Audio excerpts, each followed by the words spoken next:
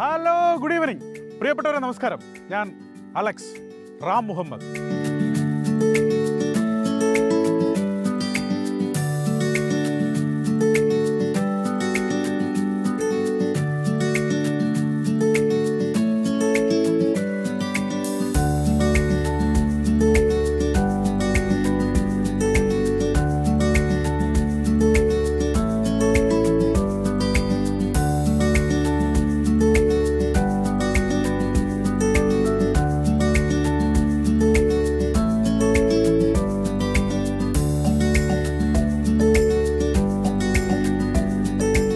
നിങ്ങൾ കാണാത്ത കാഴ്ചകൾ, നിങ്ങൾ അറിയാത്ത കഥകൾ, നിങ്ങൾ കേൾക്കാൻ കൊതിക്കുന്ന വിശേഷങ്ങൾ. റൈഡിംഗ് റിപ്പോർട്ടറിന്റെ ഏറ്റവും പുതിയൊരു അധ്യായത്തിലേക്ക് ഏവർക്കും സ്വാഗതം.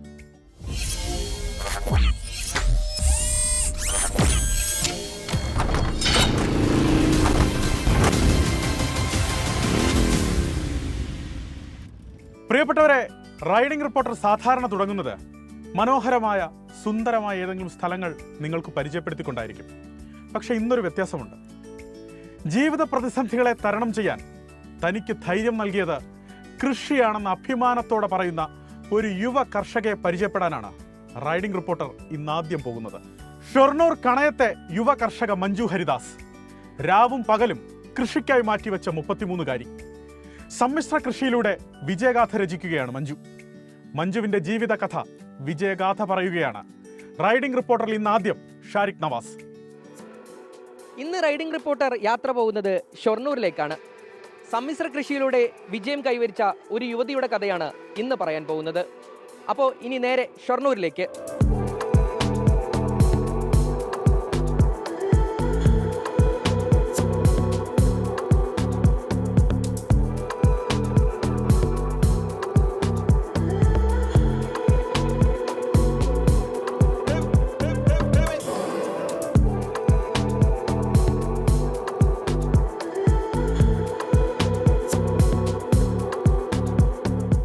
പാലക്കാട് നിന്നും 1.5 മണിക്കൂർ യാത്ര കഴിഞ്ഞ് അങ്ങനെ ഞങ്ങൾ ഷൊർണൂരിലെത്തിയിരിക്കുകയാണ്. ഇനി ഷൊർണൂരിലെ ആ യുവ കർഷകയുടെ നമുക്ക് വിശേഷങ്ങൾ ചോദിച്ചറിയാം. ഇനി ആ കഥയിലേക്ക്.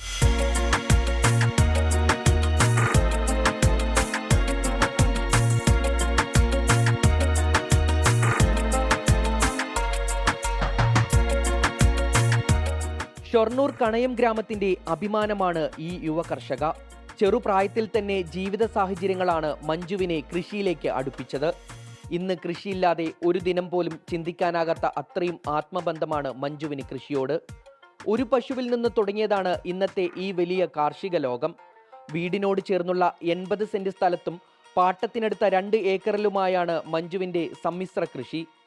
10 പശുക്കളുള്ള ഫാം, വിവിധ ഇനങ്ങളിലായി 100ഓളം കോഴികൾ, കണ്ണെത്താ ദൂരത്തോളം പരന്നുകിടക്കുന്ന തീറ്റപ്പുൽ കൃഷി, ഫാമിനോട് ചേർന്ന് പച്ചക്കറിത്തോട്ടം, വീട്ടുമുറ്റത്ത് 100ഓളം പഴവർഗ്ഗങ്ങൾ, അതിനൊപ്പം പൂക്കൃഷിയും കൂൺകൃഷിയും.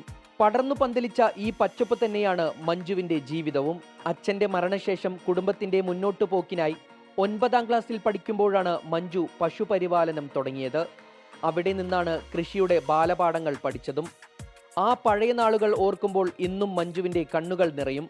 പക്ഷേ ആ കണ്ണീരിനിടയിലും ആ ജീവിത പോരാട്ടത്തെ അഭിമാനത്തോടെ ഓർത്തെടുക്കുകയാണ് ഈ യുവ കർഷക. അച്ഛൻ ചെറുപ്പത്തിലെ മരണപ്പെട്ടതാണ്. അപ്പം നമ്മുടെ ഉപജീവനം അങ്ങനെ കൃഷി തന്നെയാണ്. അമ്മയിൽ നിന്ന് തന്നെയാണ് നമ്മൾ കൃഷിയിലേക്ക് എത്തിയത്. അമ്മ തന്നെയാണ് അന്നും നമുക്ക് പാടവും പച്ചക്കറി, വാഴ, അങ്ങനെ എല്ലാവിധ പച്ചക്കറി നമ്മൾ ചെയ്യായിരുന്നു. അന്നും ചെറിയ രീതിയിലൊക്കെ പശുക്കളും കാര്യങ്ങളും അവിടെ ഉണ്ടായിരുന്നു. അങ്ങനെ അവിടെ നിന്ന് ഇങ്ങോട്ട് പറിച്ച് നട്ടു എന്ന് പറഞ്ഞ പോലെ 10ാം ക്ലാസ് കഴിഞ്ഞ് +1 പഠിച്ചുകൊണ്ടിരിക്കുമ്പോഴാണ് കല്യാണം കഴിച്ചു തുടങ്ങുന്നത്. കൃഷി അല്ലെങ്കിൽ പ്രകൃതി സംരക്ഷണം, കുറച്ച് ഇങ്ങനെ മരങ്ങൾ സംരക്ഷണം, അതൊക്കെ ഭയങ്കര ഇഷ്ടമുള്ളതാണ്. ചെറുപ്പത്തിലേ അതൊക്കെ ഇഷ്ടമുള്ളതാണ്. അതുപോലെ തേനീച്ചയായാലും അതൊക്കെ സംരക്ഷിച്ചു പോരുക എന്നുള്ളത് എന്തെന്ന് വെച്ചാൽ കുട്ടിക്കാലം മുതലേ അതിനോട് ഭയങ്കര ത്വരയാണ്. ജീവികളായാലും പശുക്കളായാലും ഒക്കെ ഇഷ്ടപ്പെട്ടിട്ട് നമുക്ക് ആ ഒരു ഇഷ്ടത്തോടു കൂടെ നമ്മൾ ഏത് തൊഴിൽ തിരഞ്ഞെടുക്കുമ്പോഴും നമ്മൾ ഇഷ്ടമുള്ളതിനോട് തിരഞ്ഞെടുക്കുമ്പോൾ അത് സക്സസ് ആക്കാനുള്ളത് എന്തായാലും പ്രതിസന്ധികളൊക്കെ ഒരുപാട് നേരിടേണ്ടി വന്നിട്ടുണ്ട്. പക്ഷെ നമ്മളതിനെയൊക്കെ തരണം ചെയ്ത് ഇപ്പോഴും ഒന്നല്ലെങ്കിൽ ഒന്ന് നമുക്ക് നേരിടേണ്ടി വരും. പക്ഷെ അതിനൊക്കെ മറികടന്ന് പോയിട്ടാണ് ഇപ്പോൾ ഈ ഒരു സ്റ്റേജിലേക്ക് നമ്മൾ എത്തിയിട്ടുള്ളത്. 10 വർഷമായി മഞ്ജുവിന്റെ ജീവിത വെളിച്ചം കൃഷി തന്നെയാണ്. പുലർച്ചെ 4 മണിക്ക് എഴുന്നേറ്റാൽ നേരെ ഫാമിലേക്ക്. ഫാം വൃത്തിയാക്കണം, പശുക്കളെ കറക്കണം, പാൽ സൊസൈറ്റിയിൽ എത്തിക്കണം. അത് കഴിഞ്ഞാൽ നേരെ തോട്ടത്തിലേക്ക്. ഇതിനിടയിൽ കോഴികളുടെ പരിപാലനവും പശുക്കളെ മേയാൻ വിടുന്നതുമെല്ലാം വേണം. വീട്ടുകാര്യങ്ങളും ഇതിനൊപ്പം തന്നെ മുന്നോട്ട് കൊണ്ടുപോകണം. വൈകുന്നേരം പശുക്കൾക്കുള്ള തീറ്റ നൽകിയും മറ്റു ജോലികളെല്ലാം പൂർത്തിയാക്കിയും കഴിഞ്ഞ ശേഷമാണ് കൂൺ ഹൗസിലേക്ക് എത്തുന്നത്. രാത്രി 11 മണിവരെയും കൂൺ കൃഷിയുടെ പരിപാലനത്തിനായി സമയം മാറ്റിവെക്കും. മഞ്ജുവിന്റെ കൂണിനും ആവശ്യക്കാർ ഏറെയാണ്. ആവശ്യാനുസരണം വീടുകളിലും കടകളിലും നേരിട്ടെത്തിച്ചു നൽകും. കൃഷിയിലെ ഓരോ ചുവടിലും ഭർത്താവിന്റെയും മക്കളുടെയും പിന്തുണയാണ് തന്റെ കരുത്തെന്ന് മഞ്ജു പറയുന്നു. മക്കളും ഭർത്താവൊക്കെ നല്ല സപ്പോർട്ടാണ്. ആദ്യമൊന്നും അവർക്ക് വലിയ ഇൻട്രസ്റ്റ് ഉണ്ടായിരുന്നില്ല. മക്കൾ പിന്നെ നമ്മളെ കണ്ടിട്ടല്ലേ, ഇത് ചെറുപ്പം മുതലേ അവരത് കണ്ടു വളരെയാണ്. അപ്പം എൻ്റെ മോളിപ്പോൾ 10th കഴിഞ്ഞ് +1 പക്ഷെ അവൾ 5ാം ക്ലാസ് മുതലേ പശുവിൻ്റെ പരിപാലനം മുതൽ എല്ലാ കാര്യങ്ങളും നമ്മളില്ലെങ്കിലും ചെയ്തു പോരുന്നുണ്ട്. മോനായാലും അവന് പറ്റുന്ന പോലെ ചെയ്യും. ഹസ്ബൻഡും നമ്മളിപ്പോൾ മാറി നിൽക്കേണ്ടവരൊക്കെ അവസ്ഥ വന്നു കഴിഞ്ഞാൽ ഹസ്ബൻഡും ഫുള്ളി സപ്പോർട്ടറാണ്. പിന്നെ അച്ഛനും അമ്മയാണുള്ളത്. അവർക്ക് അത്യാവശ്യം ഏജായി, പക്ഷെ അവർക്ക് പറ്റണ പോലെയൊക്കെ അവരും സപ്പോർട്ടാണ്, കുടുംബം മൊത്തം. ഈ തിരക്കുകൾക്കിടയിൽ കുളപ്പുള്ളി സർവീസ് സഹകരണ ബാങ്ക് ഡയറക്ടറായും ഷൊർണൂർ നഗരസഭയ്ക്ക് കീഴിലുള്ള കൃഷിഭവന്റെ പ്രവർത്തനങ്ങളിലും മഞ്ജു സജീവമാണ്. പ്രതിസന്ധികൾക്ക് മുന്നിൽ തളർന്നു നിൽക്കാതെ അധ്വാനിക്കാൻ മടിയില്ലാത്ത മനസ്സുമായി ഇറങ്ങിയതാണ് മഞ്ജുവിന്റെ വിജയത്തിന്റെ വഴികാട്ടി. മണ്ണിനോട് ചേർന്ന് നിന്നാൽ ജീവിതത്തിലും പച്ചപ്പ് നിറയ്ക്കാമെന്ന് തെളിയിക്കുകയാണ് ഈ യുവ കർഷക. വിവിധയിനം കൃഷികളെ ഒരേ കൃഷിയിടത്തിൽ സമന്വയിപ്പിച്ച് നേട്ടം കൊയ്യുകയാണ് ഷൊർണൂർ കണയം സ്വദേശിനിയായ മഞ്ജു ഹരിദാസ്. കൃഷിയോടുള്ള ഇഷ്ടവും കഠിനാധ്വാനവും മാത്രമാണ് ഇവരുടെ ആകെ കൈമുതൽ. ഷൊർണൂരിൽ നിന്നും ക്യാമറാമാൻ രാജീവ് സുദേവനൊപ്പം ഷാരിഖ് നവാസ്, 24.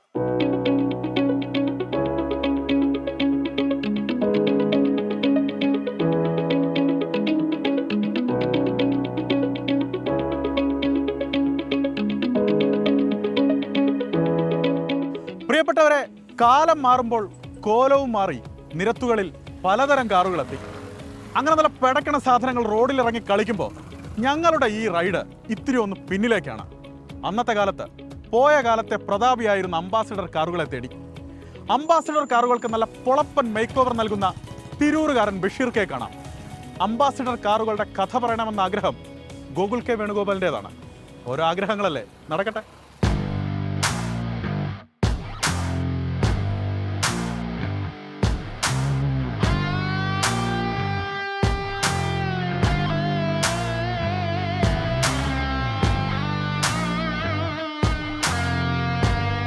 ഇതാണ് ഐറ്റം. വാഹനപ്രേമികൾ അമ്പി എന്ന് വിളിച്ചിരുന്ന അംബാസിഡർ സാധാരണക്കാർ മുതൽ രാഷ്ട്രപതിമാരും പ്രധാനമന്ത്രിമാരും വരെ ഉപയോഗിച്ചിരുന്ന കാറാണ്. നമ്മുടെ തട്ടത്തിൻ മറയത്ത് സിനിമയിൽ പറയുന്നത് പോലെയാണ് ഇവന്മാരുടെ കാര്യം. ഇവന്മാരുടെ മൊഞ്ച് അങ്ങനെയൊന്നും പൊയ്പോവില്ല. മൊഞ്ചു കൂട്ടാൻ വേറെയും ഉണ്ട് വഴികൾ.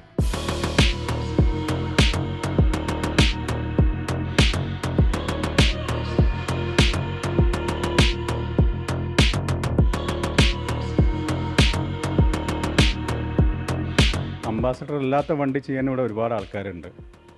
അംബാസഡറിൽ ഇങ്ങനെ ഒരു ഇത്രയും അപ്ഡേഷൻ ചെയ്തിട്ട് ചെയ്യുന്ന ആൾക്കാർ വേറെ ഇല്ല. അപ്പോൾ പിന്നെ നമ്മൾ അതുകൊണ്ടാണ് അതിൽ ഈ അംബാസഡറിൽ മാത്രം കോൺസെൻട്രേറ്റ് ചെയ്യുന്നത്. മറ്റുള്ള വണ്ടികളൊക്കെ നല്ല രീതിയിൽ ചെയ്യാൻ ഒരുപാട് ആൾക്കാരുണ്ട്. പക്ഷെ എനിക്ക് തോന്നുന്നു അംബാസഡർ ചെയ്യാൻ അതിന് മാത്രം ആളില്ല എന്നുള്ളതാണ് നമ്മുടെ വിശ്വാസം. കാര്യം നമുക്കിപ്പോൾ നിലവിൽ ഇന്ത്യയിൽ നിന്ന് തന്നെ എല്ലാ സ്റ്റേറ്റിൽ നിന്നും നമുക്ക് വണ്ടികൾ വരുന്നുണ്ട്. ഏകദേശം ഇപ്പോൾ ലാസ്റ്റ് വന്നു നമുക്ക് ആൻഡമാൻ വരെ വണ്ടി വന്നിട്ടുണ്ട്.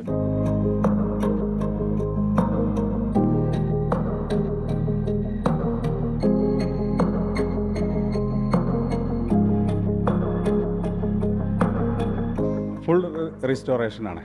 അതായത് എത്ര പൊളിഞ്ഞ് പാളീസായിട്ടുള്ളൊരു വണ്ടിയാണെങ്കിലും അവർ നമ്മുടെ അടുത്ത് വന്നിട്ടുണ്ടെന്നുണ്ടെങ്കിൽ നമ്മളതൊരു പുതിയതായിട്ടൊരു വണ്ടി ഇറങ്ങുന്ന സമയത്ത് എങ്ങനെയാണോ ആ രീതിയിൽ. ശരിക്കും അംബാസഡർ നിർത്താനുണ്ടായിട്ടുള്ള ഒരു കാരണം അവർ കാലത്തിനനുസരിച്ചുള്ള മാറ്റങ്ങൾ അവർ ഈ വണ്ടിയിൽ കൊണ്ടുവന്നില്ല. പക്ഷെ അവർ കൊണ്ടുവരാതിരുന്ന കാര്യങ്ങൾ, അവർ ചെയ്യാൻ ബാക്കി വെച്ച കാര്യങ്ങൾ, അതാണ് ശരിക്കും പറഞ്ഞാൽ ഞങ്ങളിന്ന് ചെയ്യുന്നത്.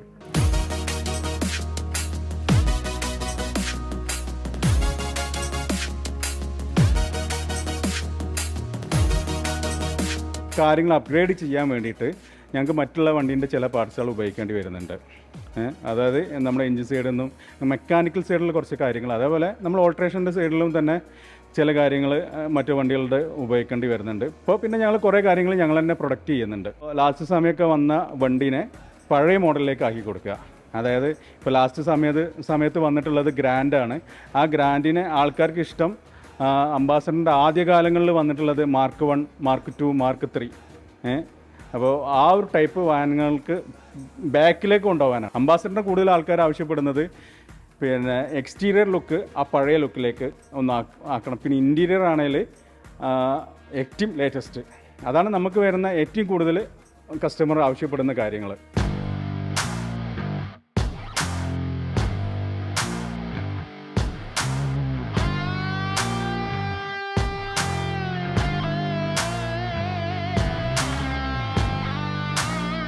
ഇത് നമുക്ക് കുറേ വർക്ക് എടുക്കണമെന്ന് ആഗ്രഹമുള്ള ആൾക്കാരാണ്. പക്ഷേ ഞങ്ങളുടെ സമയത്തോളം ഓരോ വണ്ടിക്ക് തന്നെ അത്യാവശ്യം നല്ലോണം സമയം എടുക്കുന്നുണ്ട്. ഞങ്ങളുടെ അടുത്ത് വരുന്ന കസ്റ്റമേഴ്സ് എന്ന് പറഞ്ഞാൽ ഗുജറാത്ത്, മഹാരാഷ്ട്ര, കർണാടക, ആൻഡമാൻ, അങ്ങനെ പല അത്രയും ദൂരം ഓടി വരുന്ന ആൾക്കാർ. അത് ഞങ്ങളെ വിശ്വസിച്ചിട്ടാണ് ഞങ്ങളെ ഏൽപ്പിക്കുന്നത്. അതുകൊണ്ട് തന്നെ ഞങ്ങൾക്കും അതിൽ പ്രത്യേക ഉത്തരവാദിത്തമുണ്ട്. അപ്പോൾ ഞങ്ങളത് അത്രയും പെർഫെക്റ്റ് ആയിട്ട് തന്നെ ഞങ്ങൾ ചെയ്യുന്നുള്ളൂ. ഞങ്ങളിപ്പോൾ ഓരോ വണ്ടി ഇറങ്ങുമ്പോഴും ഞങ്ങൾ അത്രമാത്രം ഞങ്ങൾക്ക് അത്രയും ഓക്കെ എന്ന് തോന്നിക്കഴിഞ്ഞാൽ മാത്രം ഞങ്ങൾ അവരെത്ര ധൃതി വെച്ചാലും കൊടുക്കലുള്ളൂ.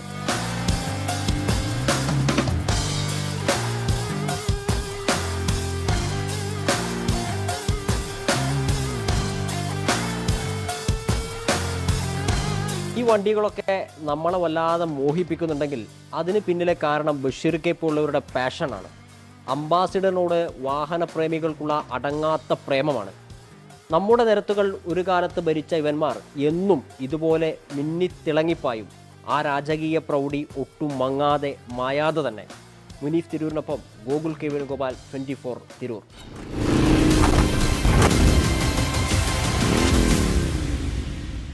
കോഴിക്കോടേക്കൊന്ന് പോയാലോ? കോഴിക്കോട് കുറ്റിച്ചിറയിൽ കറാനി വീട് മാളിയേക്കൽ എന്നൊരു വീടുണ്ട്. ഭയങ്കര പേരാണ് കേട്ടോ. ആ വീടിനുള്ളിൽ കയറിയാൽ ഒരു പ്രത്യേകതയുണ്ട്. ആ വീടിനുള്ളിൽ കയറി എവിടേക്ക് നോക്കിയാലും വർഷങ്ങൾ വർഷങ്ങൾ വർഷങ്ങൾ പഴക്കമുള്ള വസ്തുക്കൾ കാണാം. കറാനി വീട് മാളിയേക്കലിലെ ആ വിശേഷങ്ങൾ കോഴിക്കോട് നിന്ന് വർഷ ഗിരീഷ് പറയും.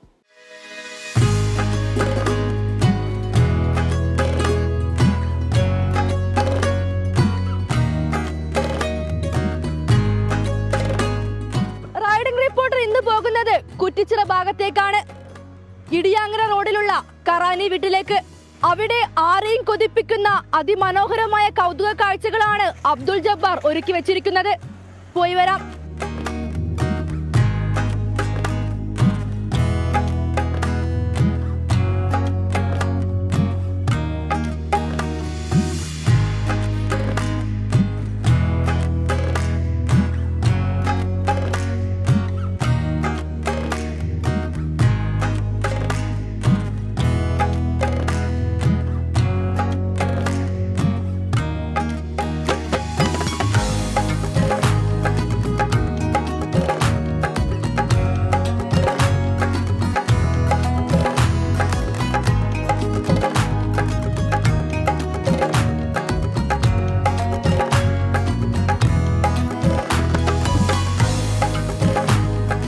ഇതാണ് ഞാൻ പറഞ്ഞ കറാനി വീട്ടിലെ മനോഹരമായ മ്യൂസിയം.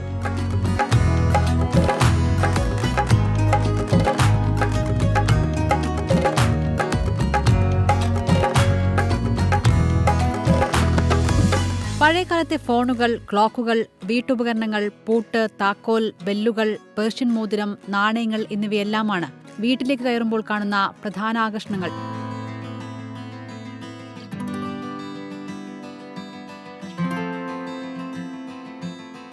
മുപ്പത്തിനാല് വർഷത്തോളമായി ഈ ശേഖരം തുടങ്ങിയിട്ട് പുരാവസ്തുക്കളോടുള്ള അടങ്ങാത്ത ഇഷ്ടമാണ് എന്തു വില കൊടുത്തും അവ സ്വന്തമാക്കാൻ അബ്ദുൾ ജബ്ബാറിനെ പ്രേരിപ്പിക്കുന്നത്. അത് 86 ഒരു വിളക്ക വാങ്ങി, ചിമ്മിണി വിളക്ക് 100 റുപ്യ കൊടുത്തിട്ട്. പിന്നെ വാങ്ങിയത് പന്നീറിൻ്റെ ഉപ്പി, പന്നീർ റോഡിൽ നിന്ന്. അപ്പം അന്ന് വാങ്ങിയത് പിച്ചള സാധനം വാങ്ങാം. എന്നുവെച്ചാൽ ഇനി ഞാനിത് കുടുങ്ങിപ്പോയാലും വിറ്റാ പൈസ കിട്ടും. പിച്ചളം പകുതി പൈസ കിട്ടുമല്ലോ. അപ്പം അങ്ങനെ അത് വാങ്ങി. പിന്നെ ഞാൻ വിറ്റില്ല. പിന്നെ എല്ലാ സാധനവും ഇങ്ങനെ വാങ്ങൽ തുടങ്ങി. പഴയത് എന്ത് തോന്നുന്നു, മണ്ണ് വരെ അങ്ങനെ ഇങ്ങനെ ആയത്.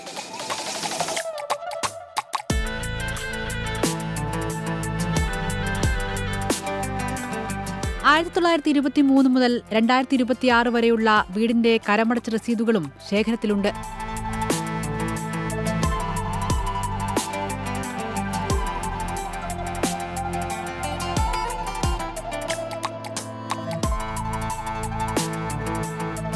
ധ്യാനം, മനസമാധാനം എന്നിവയ്ക്കായി ബുദ്ധമതക്കാർ പണ്ടുപയോഗിച്ചിരുന്ന ശബ്ദം പുറപ്പെടുവിക്കുന്ന ഒരു പരമ്പരാഗത ഉപകരണമാണ് ഇത്.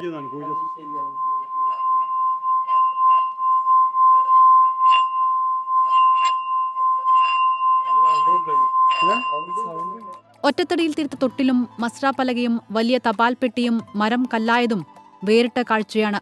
പണ്ടുകാലത്ത് കേരളത്തിലെ സ്ത്രീകൾ നിലത്തിരുന്ന് ഭക്ഷണം കഴിക്കാൻ ഉപയോഗിച്ചിരുന്ന തടിപ്പലകയാണ് മസ്രാപ്പലക എന്ന് അറിയപ്പെടുന്നത്.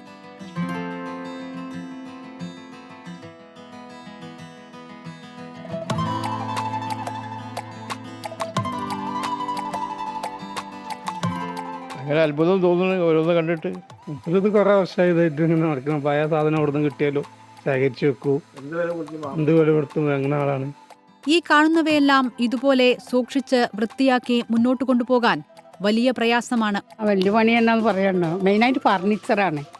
ഇവിടെ കൊട്ടിൻ്റെ മുകളിൽ എന്നെ കൊണ്ട് അതിൻ്റെ സൈഡിൽ തുറച്ചാൽ മതി. പിന്നെ ഗ്ലാസ്സൊക്കെ തൊടുക്കണം, അങ്ങനത്തെ ഒരു പ്രയാസങ്ങളൊക്കെ ഉണ്ട്. ഫർണിച്ചർ മെയിനായിട്ട് ഫർണിച്ചർ വീട് നിറഞ്ഞു പോലോ, ഒന്നുമല്ല. അത് ഭയങ്കര വിരോധമാണ് ഫർണിച്ചറിന്.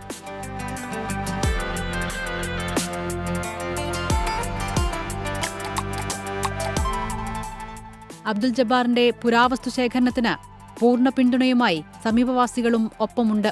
വളരെയധികം സന്തോഷമാണ്. കാരണം പഴയ സാധനങ്ങളൊക്കെ കളക്ട് ചെയ്ത് എടുത്തു വെക്കാന്ന് പറഞ്ഞാൽ ഒരു ബുദ്ധിമുട്ടുള്ള ഇത് ഒരു കാര്യം തന്നെയാണ്. പിന്നെ അത് കളക്ട് ചെയ്യാന്ന് പറഞ്ഞാൽ പൈസയും കൊടുക്കേണ്ടി വരും. ഇത് വെറുതെ ആയിരുന്നു ഇത് കിട്ടുന്ന ഒരു സംഗതി അല്ലല്ലോ.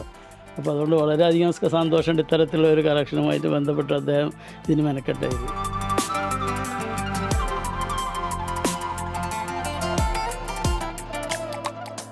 യുവതലമുറയ്ക്ക് പഴമയെക്കുറിച്ചറിയാൻ അബ്ദുൽ ജബ്ബാറിന്റെ ഈ ശേഖരം മാത്രം മതി.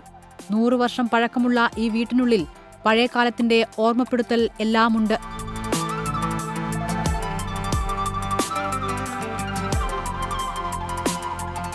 ജബ്ബാർക്കായുടെ വീട്ടിലെ കൗതുക കാഴ്ചകൾ അവസാനിക്കുന്നില്ല.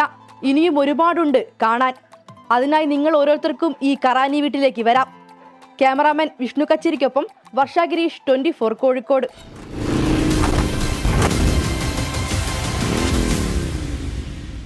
റൈഡിംഗ് റിപ്പോർട്ടറിന്റെ ഇനിയുള്ള യാത്ര കോതമംഗലത്തേക്കാണ്. കാടും മലയും കുന്നും പുഴയും വെള്ളച്ചാട്ടവും വന്യമൃഗങ്ങളും ഒക്കെയുള്ള സഞ്ചാരികൾക്കേറെ ഇഷ്ടമുള്ള കുട്ടമ്പുഴ, മണികണ്ഠൻ ചാൽ പ്രദേശങ്ങളിലേക്ക്. റൈഡിംഗ് സീറ്റിൽ കൊച്ചിയിൽ നിന്ന് ആൻ മരിയ. നല്ല മഴയാണ്, നല്ല തണുപ്പുമുണ്ട്, കാലാവസ്ഥ അല്പം മോശവുമാണ്. പക്ഷേ യാത്ര കുട്ടമ്പുഴയ്ക്കാണ്. കുട്ടമ്പുഴ എന്ന് പറഞ്ഞിട്ടുണ്ടെങ്കിൽ കാടും ഗ്രാമവും ഒക്കെ ഒരുപാട് ഇഷ്ടപ്പെടുന്ന ആളുകൾക്ക് ഏറ്റവും നല്ലൊരു ഓപ്ഷനാണ്. കുട്ടമ്പുഴയുടെ ആ ദൃശ്യഭംഗിയും അതോടൊപ്പം തന്നെ കുട്ടമ്പുഴക്കാർക്ക് ചില പ്രശ്നങ്ങൾ പറയാനുമുണ്ട്. നോക്കാം റൈഡിംഗ് റിപ്പോർട്ടർ കുട്ടമ്പുഴയിലേക്ക്.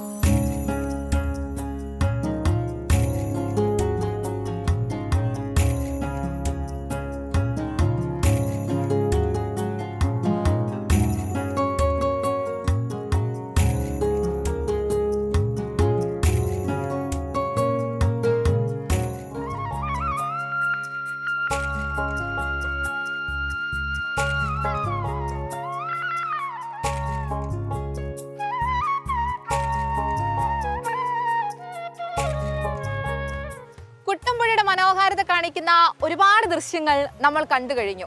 ഇനി നമ്മൾ പോകുന്നത് ഇതിന്റെ മറുഭാഗത്തേക്കാണ്. കുട്ടമ്പുഴയ്ക്ക് ഒരു മറുഭാഗം കൂടിയുണ്ട്. ഞാൻ ഇപ്പോൾ നിൽക്കുന്ന ഇവിടമാണ് മണികണ്ഠൻ ചാൽ ചപ്പാത്ത്. അതിശക്തമായിട്ടുള്ള മഴയിൽ ഈ ചപ്പാത്ത് പൂർണ്ണമായിട്ട് മുങ്ങും.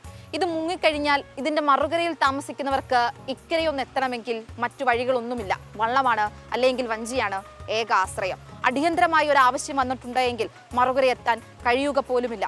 അവരുടെ ആവശ്യം ഒരു പാലമാണ്. ഉന്നതികളിലേക്കാണ് അടുത്ത യാത്ര.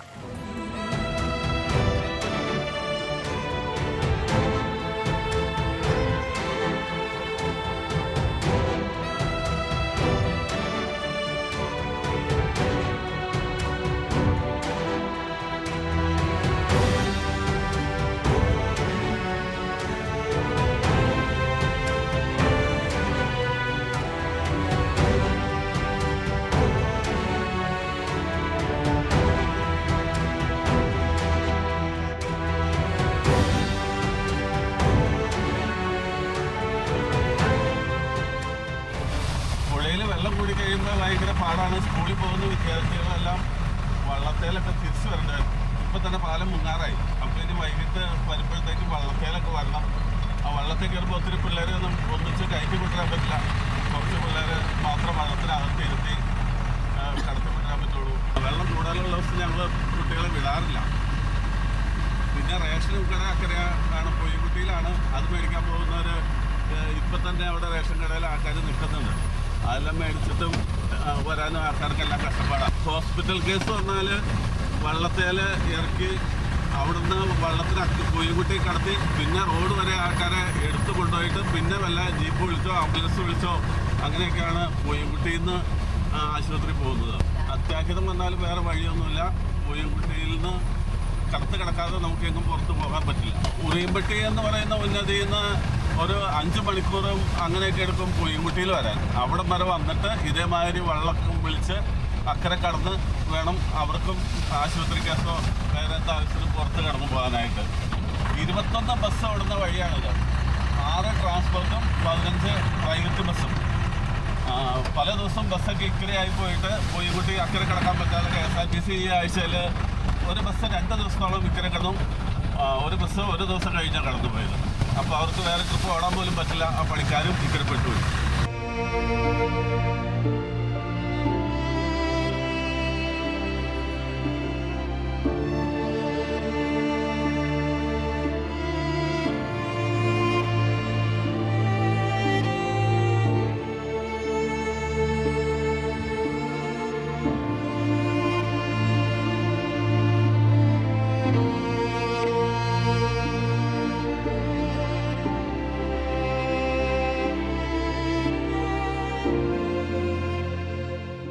അതിൽ ഉന്നതികളായിട്ട് ഉറിയമ്പട്ടിക്കുടിയും വെള്ളാരംകുത്ത് താഴ്ഭാഗവും മോൾഭാഗവും അടക്കം 3 കുടികളുമുണ്ട്. അവിടെ തന്നെ ഏകദേശം 200-250 ഓളം ഫാമിലികൾ കൃഷി ചെയ്തും അതുപോലെ കാട്ടിലെ ആദായങ്ങൾ എടുത്തൊക്കെയാണ് അവർ ജീവിക്കുന്നത്. നമ്മളെ സംബന്ധിച്ച് ഇവിടെ പുഴയിൽ വെള്ളം ഉയരുമ്പോൾ ഏകദേശം 50ഓളം കുടുംബങ്ങൾ കഴിഞ്ഞ 18-ലും 19-ലും പ്രളയത്തിൽ വെള്ളത്തിൽ മുങ്ങിപ്പോയിരുന്നു. ഏകദേശം 22 വർഷങ്ങൾക്ക് മുൻപ് പണി പൂർത്തീകരിച്ച ചപ്പാത്താണ്. അന്ന് ഏകദേശം 22 ലക്ഷം രൂപയായിരുന്നു ആ ചപ്പാത്തിന് മുടക്കുണ്ടായിരുന്നുള്ളൂ. ഇതിന് ഏകദേശം 1.5 മീറ്റർ ഉയരമേ ചപ്പാത്തിനുള്ളൂ. ഏകദേശം ഒരു 5 മീറ്ററോളം ഉയരം ഞങ്ങൾക്ക് ഈ ചപ്പാത്ത് പാലമാക്കി കിട്ടിയാൽ ഞങ്ങളുടെ യാത്രാ ക്ലാസും പരിഹരിക്കപ്പെടും.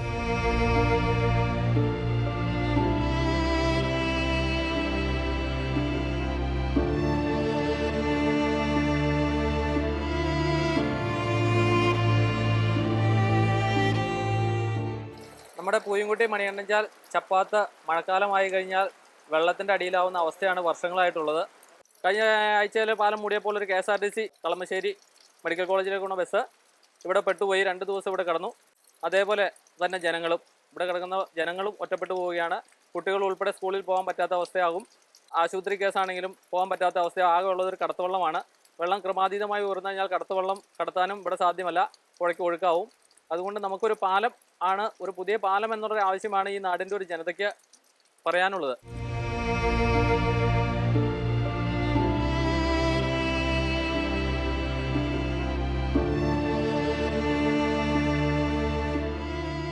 പാലത്തേൽ വെള്ളം കൂടുമ്പോൾ ഇതിൽ നടന്നു പോയിട്ട് ഒത്തിരി പേര് ഒഴുകിപ്പോയിട്ടുണ്ട്. അതിനകത്ത് ഒരു ചേച്ചി മരിച്ചുപോയി. അതവിടെ താഴേന്ന് പിറ്റേ ദിവസം ബോഡി കിട്ടി. കഴിഞ്ഞ വർഷത്തിൽ ബസ്സിൽ പണിക്ക് പോയ ഒരാൾ മരിച്ചുപോയിട്ട് വെള്ളത്തിൽ 6ാമത്തെ ദിവസമാണ് താഴെ ചെങ്ങാടം കിടക്കുന്ന ആ കടവിൽ നിന്ന് ബോഡി കിട്ടിയത്.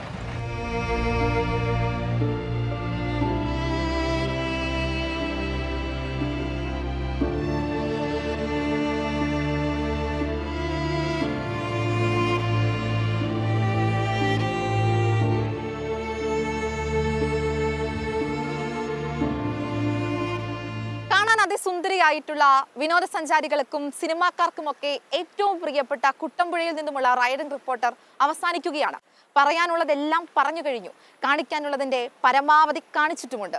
പക്ഷേ ഈ മണികണ്ഠൻചാൽ ചപ്പാത്ത് കഴിഞ്ഞ് മറുകരയുള്ള അവരുടെ അവസ്ഥ, ആ കുടുംബങ്ങളുടെ അവസ്ഥ അധികൃതർ ഇനിയെങ്കിലും കാരണം ഈ ഒരു മണികണ്ഠൻചാൽ ചപ്പാത്ത് മുങ്ങിക്കഴിഞ്ഞിട്ടുണ്ടെങ്കിൽ, എന്തെങ്കിലും ഒരു രോഗം വന്നാൽ, ഒരു അത്യാഹിതം സംഭവിച്ചാൽ മറുകര എത്തണമെങ്കിൽ മറ്റൊരു വഴിയുമില്ല. അവരുടെ ആവശ്യം ഒരു പാലമാണ്. അതും കൂടി അധികൃതർ ഒന്ന് അംഗീകരിക്കണം. കൊച്ചിയിൽ നിന്നും ക്യാമറമാൻ ഷിജു ചവറയ്ക്കും ജിഷ്ണു ചെറുകരയ്ക്കുമൊപ്പം മന്മരി ഹസൻ, 24. പ്രിയപ്പെട്ടവരെ, റൈഡിംഗ് റിപ്പോർട്ടറിന്റെ ഇന്നത്തെ സമയവും പൂർത്തിയാകുന്നു.